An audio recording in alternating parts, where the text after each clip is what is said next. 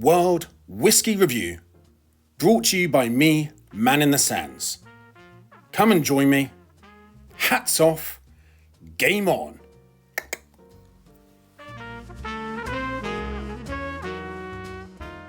The king of drinks, as I conceive it, Talisker, Islay and Glenlivet.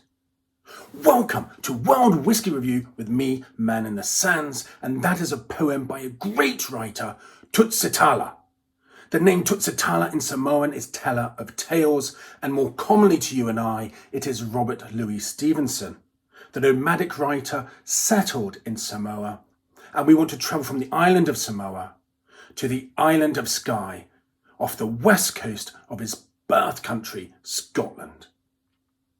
Talisker is distilled on the Island of Skye, and this is where we're going to focus our second of 3 episodes on single malts of Scotland finished in port wine casks. Talisker is owned by Diageo, and Diageo's master distiller, Douglas Murray, says that there's something about the island that makes Talisker Talisker. We don't know what it is, and we don't want to know. But I say we must try, and try we will. So let's start with understanding some of the history of the island before we move on to the bottle itself. Talisker is Norse for sloping rock, and adopted later to Talisker. Talisker is synonymous with the backdrop of the Keelan, which are the Black Ridge Mountains. If you really want to grasp the wildness of this island, I highly recommend you search and find the YouTube video of a cyclist, an extreme cyclist, Danny McGaskill, as he rides across the Keelan of Skye. It's crazy, but it really does show you through his camera footage of how wild the island is. And there we must start to understand how was this distillery established. In simple terms, the booming kelp industry of the 17 to 1800s was benefiting from the French War, which ended in 1822. And with it ending in 1822, so ended the tariffs on import. Import tariffs ended. We've got the Industrial Revolution and the socio-economic changing environment, and that affected all of those working throughout the Scottish Islands on what was then the booming kelp industry. That's approximately 60,000 people in the 19th century, and the Hebrides alone was making a profit of about £70,000. So how did it happen? Apart from the economics, which is obvious to anyone, feel free to Google it. The Highland clearances. Enter Hugh and Kenny McGaskill. Yes, they established the distillery, and they did so through taking advantage of the Highland clearances and telling the local population, work at the distillery in Carbost, or off you go to the colonies. So let's not romanticize about how some of the distilleries, especially at those times on the islands, actually became established and used the workers.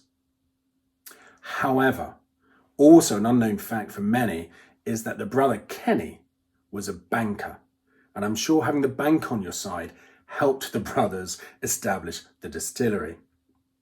He was a banker in Portree, which is now the largest town on the Isle of Skye, and in fact that is the name of the expression we are tasting today. Talisker Port Ruighe. Talisker's Port Ruighe is a 10-year-old whisky single malt matured in American and European casks and finished off in Port Ruighe wine casks. Similar to the Arran we reviewed in episode 1, it is a no age statement whisky.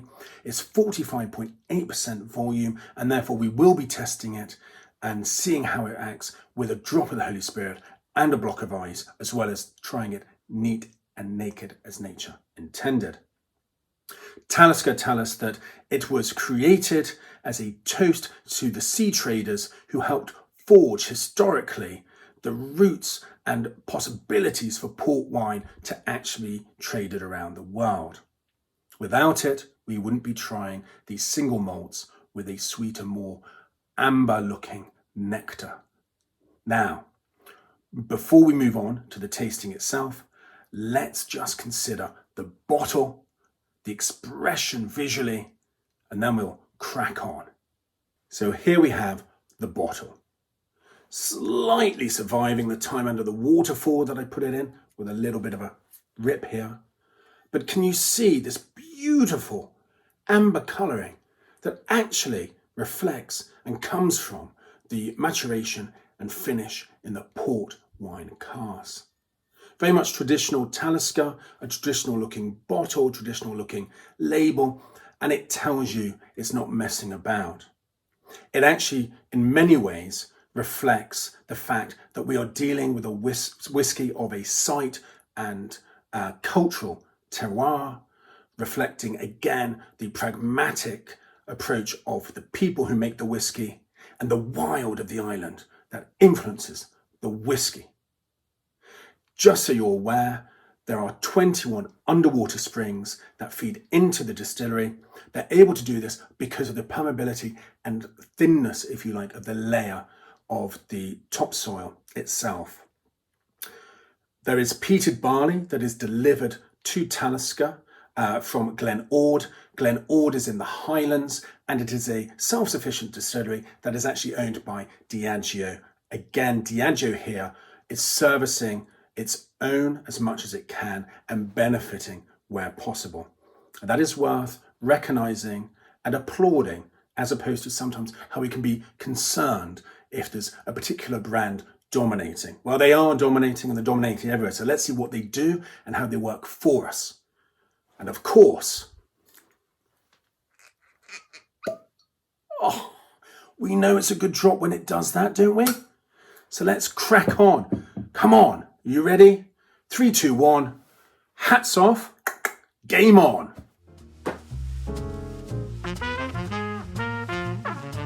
So it's time to nose and taste the whisky. The bottle, the glass.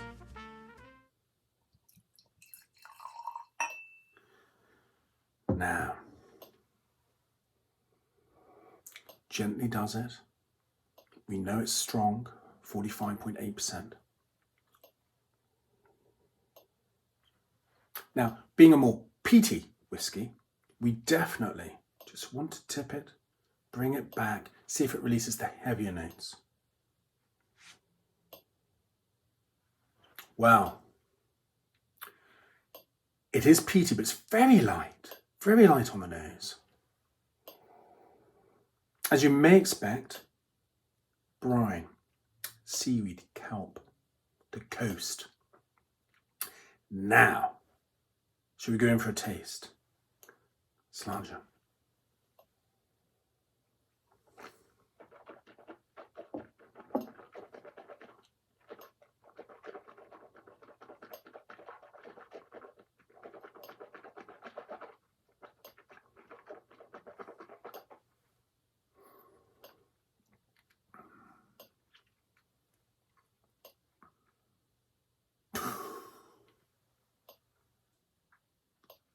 Not what I'm expecting. I thought there'd be a burn. No. I expected it to be a bit more chilly hot on the lips. It is there, but it is subtle. So what am I tasting? There we go.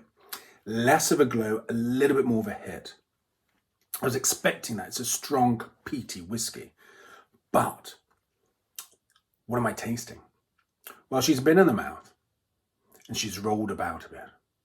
And the result of that is that I can taste the sweetness of the ruby port wine cask finish.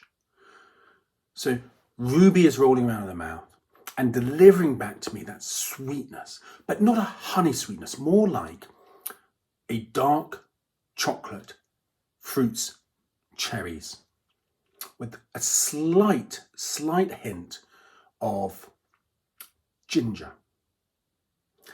I'm going to go in again, just for a quick roll around. Nothing like masticating and chewing and bringing out the best. And there we go.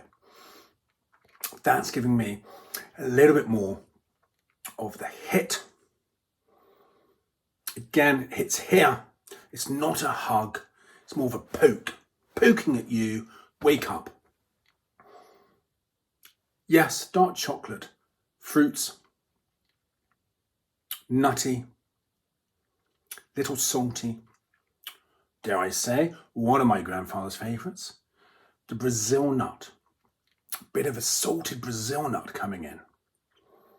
One could argue macadamia because of the texture, but that's getting into semantics in my book.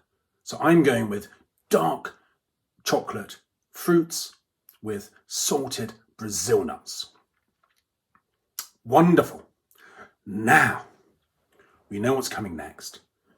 Time to add a little bit of the Holy Spirit. Just a drop, mind.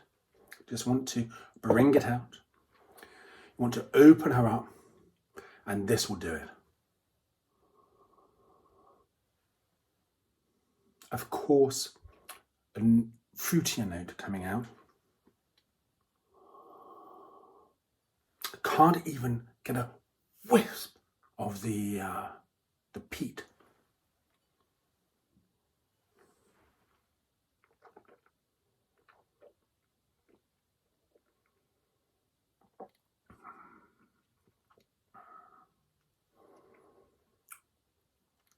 Well, I say, goodness,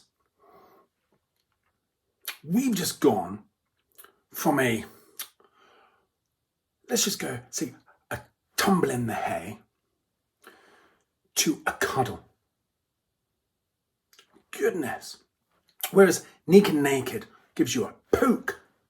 Here we have the hug, the love, the grasp. Doesn't want to let you go. You are mine. But stay with me. Come on. Oh, I like this. How wonderful. It brings out the coastal notes more. You've definitely got more of the saltiness, the sea notes. Oh, I do like it. I actually feel like I've been walking along the coastline. The peat is there, but not enough to notice it as a Talisker, honestly. The afternotes, the long finish makes you know it's a Talisker. But once it's in the mouth, and you're just taking that moment to enjoy the expression she gives you. Wow, she holds on, and only because she holds on do you start to remind yourself it's Talisker. I am impressed by the subtlety and complexity of that. Okay, ice, whiskey. Let's see what happens, shall we? It's larger.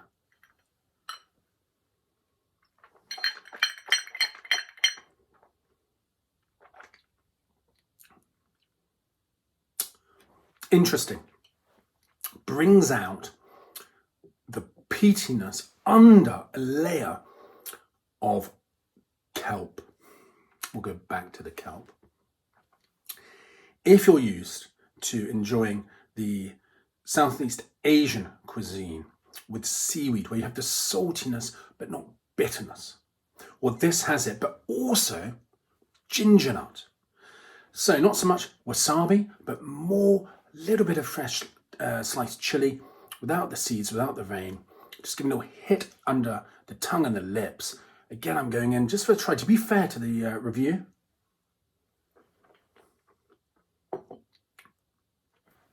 I like it. What do I think is more important? For me, it has to be the enjoyment with a whiskey like this, where you can enjoy the complexity as it comes through, as opposed to the immediate hit on the senses. I could enjoy this on ice in a warmer climate, no problem, and that's a very big surprise to me. Definitely, this week's winner has to be, without a doubt, a dash of the Holy Spirit. Now,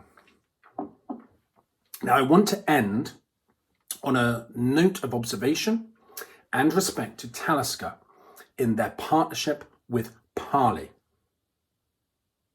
Marine ecosystems. They need saving. They need preserving. Parley and Talisker have partnered for 100-metre mile square marine ecosystem preservation. They are focused on rewilding our seas. That's rewild our seas, and that is the strapline of their partnership. Of course, Talisker is giving a focus of that as well to the marine life, including the preservation of the seaweed, going back to the kelp industry history, of the Hebrides and all the islands around Scotland. We know with the future that we must look after the generations that come next to us, and we must try to do something about it. Great initiative. Thank you, Talisker. Great to see someone like Diageo allow their brands to go off and do the partnership that's right for them and not just be Diageo controlled. I wanted to share that with you. I hope you've enjoyed this, and also look forward to episode 3, where we'll be looking at the final single malt from Scotland, finished in a port wine cask. That'll be the Glenmorangie Quinta Reuben. I'm excited for it. There can be a great ability to compare these two, and I hope you're ready for it. Until then, look after yourselves, stay safe, and enjoy one of these with a bit of the Holy Spirit. It will not be lost on you. Slán.